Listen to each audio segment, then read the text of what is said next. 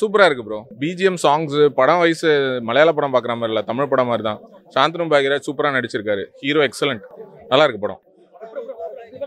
எங்கேயுமே போர் அடிக்கல. Expecting for part 2 தெரில. இப்போ பார்ட் 2 எடுக்கிறாங்களான்னு தெரில. 2 பேர் ஃப்ரெண்ட்ஷிப்பு ஒரு ஸ்போர்ட்ஸில் ஆரம்பித்து எப்படி அவங்களோட லைஃப் ஜேர்னி டேர்ன் ஆகுறதுன்றதான் படம். எக்ஸலண்ட்டாக இருக்குது. நல்லா இருக்கு படம். எக்ஸலண்ட்டாக இருக்குது. ஒரு கேரக்டர்ஸ்க்கும் டிஃப்ரெண்ட் ஷேட்ஸ் கொடுத்துருக்காரு மியூசிக்கில். அதனால் ஒரு ஃப்ரெஷ்ஷாக இருக்குது மியூசிக் வைஸ். டெஃபினட்டாக பார்க்கலாம். எக்ஸலண்ட். நல்லா இருக்குது. சூப்பராக இருக்குது. படத்தில் எல்லாமே பிடிச்சிருந்தது. என்னையும் பிடிச்சிருந்தது. நானும் நடிச்சிருக்கேன் படத்தில். ரொம்ப நல்லா இருக்குது படம். பாருங்கள், ஒரு நல்ல ஒரு ஆக்ஷன் பேக்ட் ஒரு கபடி மூவி. எல்லோரும் என்ஜாய் பண்ணுவாங்க. நல்லா இருக்கு. நல்ல ரெஸ்பான்ஸ். எல்லாரும் வரவங்களை கேட்டு பாருங்க, எல்லாரும் சந்தோஷமா சொல்லுவாங்க. தேங்க்யூ. நல்லா இருந்துச்சுங்க படம். நல்லா இருந்துச்சு படம். நல்லா இருந்துச்சு. பல்ட்டி உண்மையிலே இப்போ நான் தான் மேலே ஏறி பல்ட்டி அடிக்க போகிறேன். அந்த அளவுக்கு பல்ட்டி படம் சூப்பராக இருந்தது. ரொம்ப மாசாக இருந்தது. எதிர்பார்க்கவே இல்லை இந்த மாதிரி ஒரு படத்தை. ரொம்ப நல்லா இருந்துச்சு படம். ஆரம்பிக்கலேருந்து எண்டு வரைக்குமே ஃபர்ஸ்ட் ஹாஃப் ஃபுல்லாகவே ஸ்போர்ட்ஸை சம்மந்தப்படுத்தியே கொண்டு போயிட்டாங்க. செகண்ட் ஹாஃப் ஃபுல்லாகவே அந்த கேங்ஸ்டர் அந்த கொலை அந்த மாதிரி விஷயத்தை கொண்டு போயிருந்தாங்க. ரொம்ப நல்லா இருந்துச்சு. அதெல்லாம் சாந்தனும் பெஸ்ட்டு இதில் ஆக்டிங் கொடுத்துருக்காரு. நல்லா இருக்கு. ஹீரோ பேர்லாம் தெரியாத தலைவர் நம்ம பார்த்தோம். சாந்தனும் தெரியும் தமிழ் ஆக்டர். அதனால ஹீரோ 2 பேருமே நல்லா பண்ணி, அவரும் சரி இவரும் சரி. யார் ஹீரோன்ற ரேஞ்சுக்கு யார் சொல்கிற அளவுக்கு 2 பேருமே போட்டி போட்டு நடிச்சிருக்காங்க. ரொம்ப நல்லா இருக்கு. கதையோட ஆரம்பத்துலேருந்து எண்டு வரைக்குமே போர் அடிக்காமல் போயிருக்கு. அதெல்லாம் படத்தில் ப்ளஸ் சொல்லணும்னா பிஜிஎம் உண்மையிலே அனிருத்தெல்லாம் இதெல்லாம் பார்த்தாருன்னா எங்கே போய் ஒரு முட்டிப்பார் அப்படி தான் நம்ம யோசிக்கணும். ஏன்னா ரொம்ப பிஜிஎம் ரொம்ப அழுத்தமாக என்ன தேவையோ அதை சூப்பராக பண்ணியிருக்காரு. எல்லாருக்குமே ஒரு சாங்க்கும் சரி எல்லாத்துக்குமே பிஜிஎம் சூப்பராக பண்ணியிருக்காரு. நல்லா இருக்கு படம். ஆரம்பிக்கிறது எண்டு வரைக்குமே எங்கேயுமே போர் அடிக்கலைங்க. நாங்களாம் 10 வாட்டி ஒரு படத்துக்கு போனால் 10 வாட்டி செல் எடுத்து பார்ப்போம். ஆனால் அதில் ஒரு வாட்டி கூட எடுத்து பார்க்கல.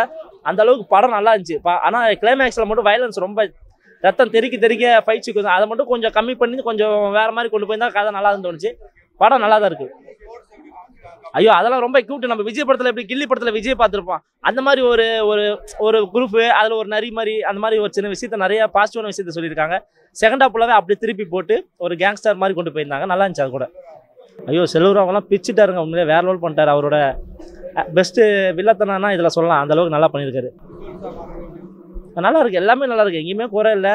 நல்ல படம். கண்டிப்பாக எல்லோரும் வந்து பார்க்கலாம். 50+ கண்டிப்பாக பார்க்க முடியாது. ஏன்னா அவங்களாம் வந்து ஒரு மாதிரி நம்ம மாதிரி 50க்குள்ளே இருக்கவங்களாம் கண்டிப்பாக ரசிப்பாங்க, என்ஜாய் பண்ணுவாங்க. நல்ல படம். 2 மணி நேரம் என்ஜாய் பண்ணலாம். பல்ட்டி ஒரு ஆவரேஜ் வாட்ச் தான். நான் ஸ்கெட்ச் படத்தோட ஒரு அன்அஃபிஷியல் ரீமேக்னு சொல்லலாம். ஸோ ஆப்வியஸ்லி அதே மாதிரி தான் இருந்தது. பெருசாக புதுசாலாம் எதுவும் ரெஃப்ரெஷிங்காலாம் எதுவும் இல்லை. ஷைனிகாம் சாந்தனு எனக்கு தெரிஞ்சு இது பண்ணணும்னா செல்வராகவன் சாந்தனு தான் மெயினாக பயங்கரமாக பெர்ஃபார்மன்ஸு.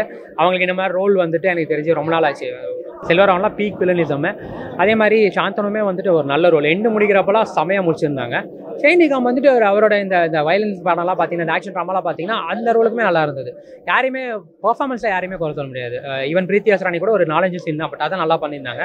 சின்ன ரோல் கூட நல்லா ஜஸ்டிஃபைடாக நடிச்சிருந்தாங்க. ஸோ யாரோட பெர்ஃபார்மன்ஸுமே குறை சொல்ல முடியாது. அது ஷார்ட்டு தான், பட் அதுவுமே நல்லா இருந்தது. சூப்பராக ஒரு டிஃப்ரெண்ட்டான ஒரு ஆங்கிளில் பார்க்கும்போது நல்லா இருந்தது. அவருமே ஒரு வில்லன் தான், செமையாக பண்ணியிருந்தார்.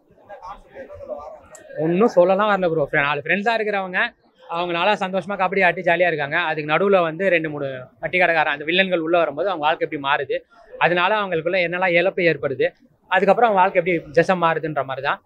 அது நடக்கிற விஷயங்கள் வந்துட்டு அது ஒரு சில விஷயங்கள் ஹீரோயிசம்லாம் காட்டணுன்றதுக்காக ஒரு மாதிரி ஸ்க்ரீன் பிளேயில் கொண்டு போயிருக்காங்க. அது நம்மளுக்கு தெரிஞ்ச பேட்டர்ன் தான். இன்ட்ரோல் முடிக்கிறப்போ செம்மையாக முடிச்சாங்க. பட் அதை தாண்டி போகும்போது அது அப்படியே ஒரு டவுன்ஃபால் ஆயிடுச்சு.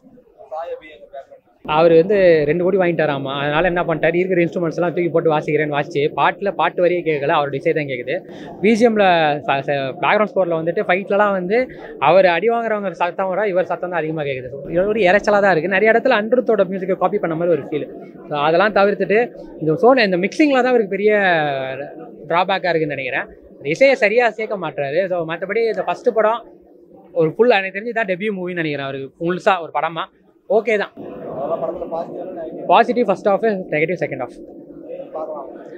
இந்த மலையாள படம் பார்த்தோன்னே மலையாள டைட்டில் பார்த்தோன்னே புல்லரிக்கிறவங்க அந்த படத்தை பார்க்கலாம்.